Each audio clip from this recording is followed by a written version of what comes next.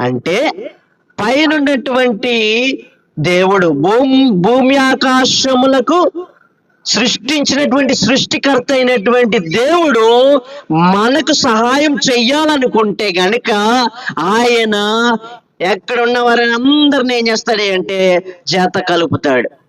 అర్థమైందమ్మా? జత కలిపి అప్పుడు చివరికి నీకేం కలుగుతుంది అంటే సహాయం కలిగేలా చేస్తాడు. దేవుడి నామానికి మహిమ కలుగును గాక. హల్లెలూయా, హల్లెలూయా. విడిగా ఉన్నటువంటి ఈ గొలుసు ఏమైంది? అతకబడింది, ఒక ఆకారాన్ని చూపిస్తుంది. అవునా? అలాగే నీకు కూడా సహాయం చేయడానికి దేవుడు ఎవరిని పంపిస్తాడో పంపించేస్తాడు. నువ్వు ప్రార్థన చేయడమే, దేవుడి దగ్గర కనిపెట్టడమే, దేవుని ప్రార్థనలు పట్టుకుని ప్రార్థనతో నువ్వు వేచి ఉండడమే. కొండల తట్టు నీ కన్నులు ఎత్తాలి. ఆకాశం మందు ఉన్నటువంటి దేవుడి వైపు నీ